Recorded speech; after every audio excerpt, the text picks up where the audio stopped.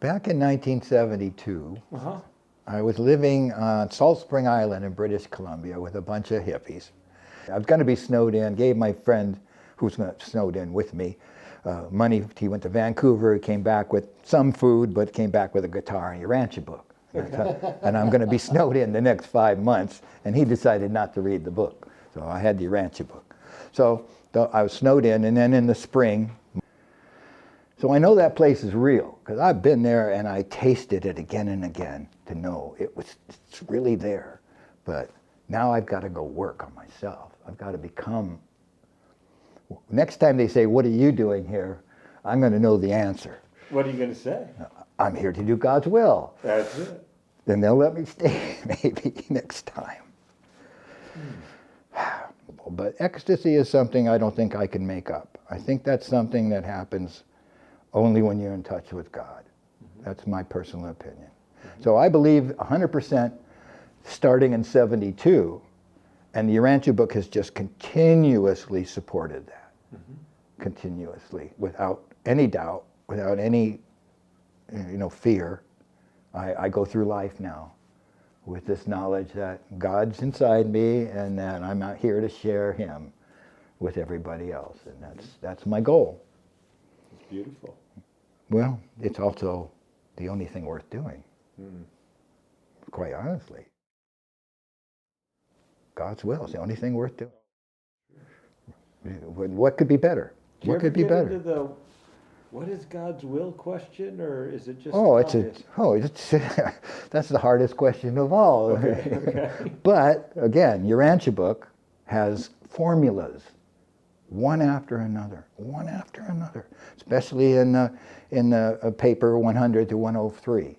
There are so many formulas there that you can put into your life that work, and that's the thing. It's like everything else in life. You don't know it's true until you try it and it works for you.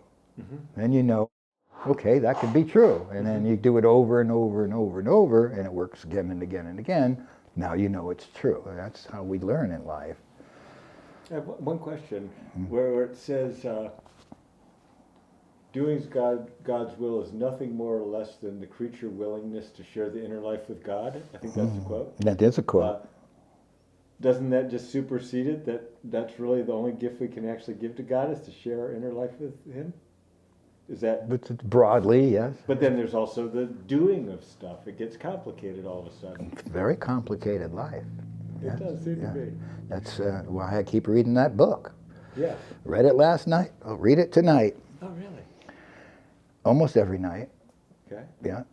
But you can only read a little teeny bit each night before you fall asleep. Yeah. That's why it's really nice to be able to put on the book and listen to it, because you can do that while you're driving or when you're working out in the garden. And I love that part of it, just discovering that. When I think about reading it over and over again, is that it's imprinting the paradise pattern on our minds. And the more we read it, even if we don't understand it, it's still, the grooves get deeper and deeper. That's so right. Our thoughts are more likely to flow along those channels. Yeah, every time you read, you're increasing your mind frame. Mind frame is exceedingly important.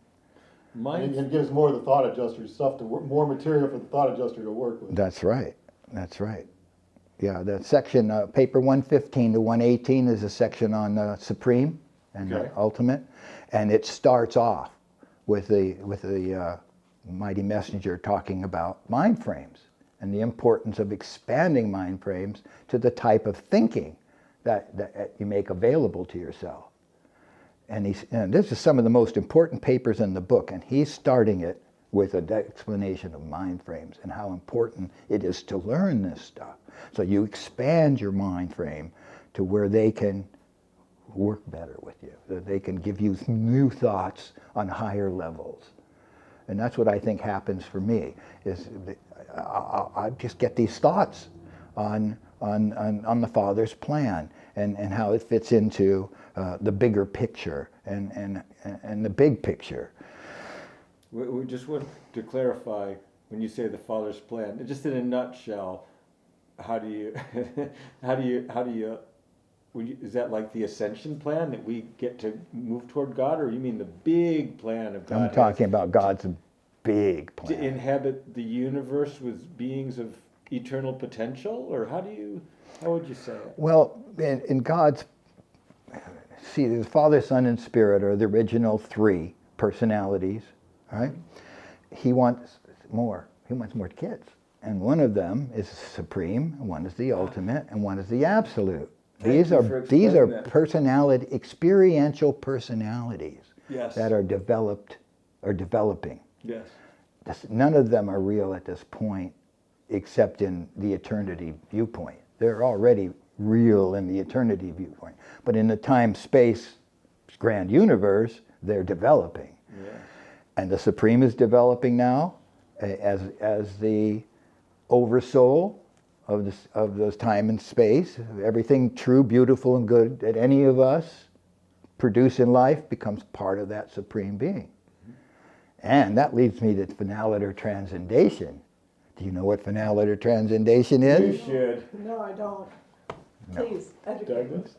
Nobody I've ever asked knows what transcendation is, finality or transcendation, which even Bill Sadler missed that one. I'm proud. I found that one.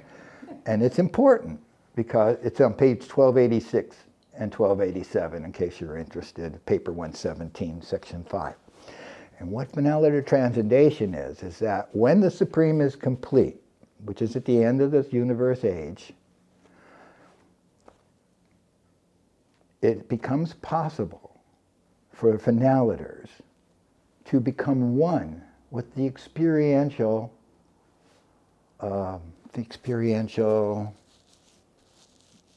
experience of the Supreme Being, so that the two-in-oneness, the thought adjuster and our personality, becomes a three-in-oneness. Three-in-oneness, right? Personality, thought adjuster, experience of the Supreme Being. It's like getting a new hard drive for your computer, except this hard drive, it contains all of the experience of all the persons throughout all of the second universe age. It's a Trinity experience as well. It's a Trinity. No, I don't think so. Okay. No, this regards the Supreme's everything that the Supreme's an oversoul, right? The oversoul. It's like our soul is a repository of all the truth, beauty, and goodness we've experienced in our life. Mm-hmm. This oversoul of the Supreme is the experience of everybody, but not so much the existential beings, but more of the Michaels, the angels, the humans, everybody in that level. Okay. And their experiences become part of that oversoul. And that oversoul then becomes part of us through this finality or transcendation. And that's why we become ambassadors of the Supreme as we go out into the outer space. That's right. That's how we do do it. it. I just didn't know the name of it. But yeah. Right. And that's how little old us, with our little viewpoint of the universe, can become administrators of galaxies in the outer space levels. It's because we'll have this new hard drive in up here. I don't know how we can use it. But we'll have a thought adjuster who will be part of us too at that point, who can make use of that. And our mindedness changes. We get a different mindedness. Absolutely. Yeah, we're in the local universe mind frame. We will then be in the cosmic mind frame, totally different. Yeah. So that's transcendation, finality or transcendation, which means we will be loaded with information and of truth, beauty, and goodness, and we'll be able to share that for the Supreme and be representatives of the Supreme, and not so little anymore. Mm-hmm. So that's why most people don't study that particular part of the book, because it's very complex. You know? Mm-hmm. But that's where they hid it. Yeah, right. And I haven't found anybody who found it, except me. Yay! Beautiful. And what good is that to know when it's tens of thousands of maybe trillions of years from now, is that my mind frame has opened up to where I realize, because it also gives you a new connection to the eternal Son's spirit circuit. And I have a feeling that that means you'll be able to hear everybody else's mind, and they'll all be able to hear yours. That's my guess. A couple other people have come up with that idea too. So it'll be like all of a sudden we'll all be connected through our phones, through our mind, through this circuit, through the Son, and through the Supreme. And we'll just have so much information available and so much help available to us. We'll be good administrators. But most important to me now is I can see that. I can see where I'm not going to be just this little person. I can see I can be a real help. Yeah, right. I can really know a lot through this addition of the Supreme's experience and my thought adjusters already setting me up over these next tens of thousands of trillions of years. I'm working with my thought adjuster who will be expanding our mind and making us ready for this transcendation. So you've extended your understanding of destiny. Destiny, that's the key Yeah, word. the destination. Yeah, because I can now... Destination, destiny. Really? Destination implies that you're going to arrive and you aren't going to go any farther. I thought But it said- destiny means that you're going to continue the adventure. What I get out of it is, in order to make decisions in the now, you need to know your origin, your history, and your destiny. And most Urantians do not know their destiny. They haven't gone into paper 104, 5, and 6 and looked for their destiny. The Most of them destiny don't. way, even Oh, beyond meeting God. You mean Beyond. what's after Yeah, meeting that's God? what I'm talking. Yeah, that's way after. Yeah, right. Because we're going to meet God in probably 1 million or 2 million years from now, where we're talking trillions of years to finish this second universe age. You mean the outer space levels is the second universe age, or the? No, I'm The talking grand about universe. just the grand universe. Bill Sadler estimates that over Vonton, he said 2 different dates, either 40,000 trillion years or 50,000 trillion years. He said both. So I'm not sure which one he settled on. But we're talking a long time, Yeah. way too long. Well, I'm not happy about that at all.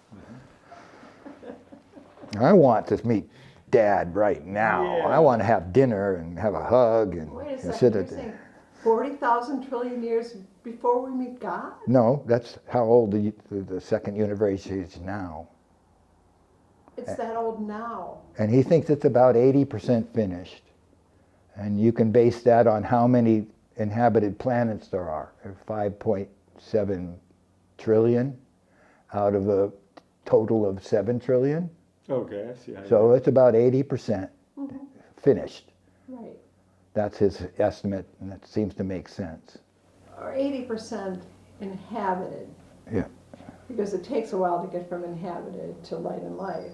Yeah, Although we can all be in light and life now if we. that's right. That's right. Some of us are. Jesus definitely. I hope to include myself, but I'm not quite sure. Yeah, why not? I could go for This that. is like living your life, understanding you're a member of the kingdom of heaven, and that we all are. Citizen of the universe. Exactly. Yeah. right. Cosmic citizen. Yeah. It's a good point of view. And again, mind frame, if that's your mind frame. Because in order to make decisions now, it's good to have the origin and the destiny. Because, in fact, without you knowing your destiny, I don't see how you can make accurate decisions. If you're going to be accurate in your decisions, I think. Which that means in a way like more joyfully accepting the challenges placed before us because they're trainings, right? We're in a training ground. Yeah. It's not an easy. Choosing God's will is not the easy road. That's for sure. Yeah. But it's the adventure that's important, and that's why I'm here. I'm on an adventure, Yeah. right? And hopefully doing God's will. That's you're guessing, of course. You're always guessing. Am I doing God's will? And you can figure it out later. But right now, I'm guessing that I'm doing God's will. Well, seeing the attributes of God and seeing God's values, doesn't that make it more and more clear how to do God's will? I mean, what are the qualities of God? Friendship, kindness. Truth, beauty, and goodness. Affection, truth, beauty, and goodness. Yeah. Faith, hope, Yeah, and right. trust. Yeah. The comprehensible elements of deity, truth, beauty, and goodness. Mm-hmm. Yeah. That does help a lot. It narrows your choices. Fortunately, we're given a lot of time to do it. Millions of years. What about where Bill Sadler Jr. says he thought he was going to be held to a higher standard? Oh, yeah. Like the raised bar gets raised for the height of the bar gets changed for each individual. That's right. Of the teacher, more is expected of the student. Yeah, right. That's what he said. And yeah, I take that seriously. Okay. Yeah, I have to, because guess I we- have the knowledge now, so I need to work with it, or I'm going to go the opposite way of progress. That's like the parable of the talents then. Is that what? That's a really good parable. I've Excellent. always had trouble with that parable. Really? Because the guy who buried it and didn't do anything, at least kept it safe, he got so scolded. Yeah. What? He didn't lose it? Progress. Progress is He didn't make progress. didn't make progress. And if you're not making If you're not progress, going forward, you're yeah. going backward. Yeah. Okay. And you think about inflation, so he really made less. Yeah. So, 1958, Bill Sadler did the first lecture. He was invited to FUSLA, First Urantia Society of Los Angeles, probably by Julia Fenderson, who had lived in Chicago and knew Bill personally. So she was now living in LA, and they invited him there. And he came with sort of a, we'll see how it turns out kind of attitude. And so, he did some forward stuff, but he did a lot of personal talk in 58. Where in 59, now he's invited back, now he's coming with a program. And he's got it all worked out. Yeah, right. And you listen to 59 and it's like a teacher. Whereas 58, it's more like your friend came over and started discussing things. Uh-huh. So it depends. I personally like 58 because it's so personal and he talks so much about himself and his family. 59, I love 59 too because he explains the forward so well. Are you talking about 1958 and 1959? Yeah, Yeah. those were the 2 years he went to FUSLA. Okay, Yeah. all right. And then 1960, he went to Oklahoma and he did 100 hours of recordings there, but half of them are really bad. You can't even barely hear it. Barely hear it, yeah. Yeah. So then after that, he did a 1962, his last recording, as far as I can tell, which was called The Sixth Hypothesis of the Master Universe. And you can tell he's dying. He's coughing really bad, and his voice is really weak, and he dies the next year of leukemia. So this is his last putting together the big picture, that Sixth Hypothesis, because that's basically his most important work. I once listened to it 5 times in a row. That really helped to listen to it over and over and over, get the patterns. So 59 is really, really, really good for a student who wants to learn the foreword, and 62 is for the advanced student who knows what the heck Bill's talking about. And 58 just for fun. He also has a 4th hypothesis and a 5th hypothesis. That's why it's important to have a 6th hypothesis. Okay, that's good. The 4th hypothesis is a study of the Master Universe. It's a book. And the 5th hypothesis is the appendix to the study of the Master Universe, which is really worth, if you want to learn those 2 lectures, those 2 books. The first one is so simple. He takes the most complex subjects and he makes them so simple in the 50 and the 58. In the 59, he gets much more technical. And, I'm sorry, it went off. The study of the Master Universe is simple. It takes the hard subjects and makes them simpler. The appendix to the study of the Master Universe, the 5th hypothesis, is very complex and really takes study. And I read it once. I should have read it twice. But basically 59, the lectures will would help anybody who's going to read the appendix to the Master Universe. I'd almost listen to 59 first before trying to get into that book. But if you get it, if you spend 3 months, like he did, studying those 2 books and listening to his recordings of 59 and 62, you got it. You'll have it. You'll know it. Really? You'll know it. And once you know the most complex parts of the book, then when you're going through the rest of the book, you'll know the meaning of the words, like absolute, triunities, triodities, things that are really complex. Deities, the difference between deity and divinity, the difference between God and deity. These are all really important points that if you don't know the meanings of those words, the whole paragraph is thrown off. Mm-hmm. And there are lots of those paragraphs throughout the book that if you don't know the meaning of Trinity of Trinities, a triunity, universe age, cosmic infinite, these words have so much meaning to them. And they make the paragraph. They make the subject that they're talking about. And if you don't know those words, those subjects can throw you off.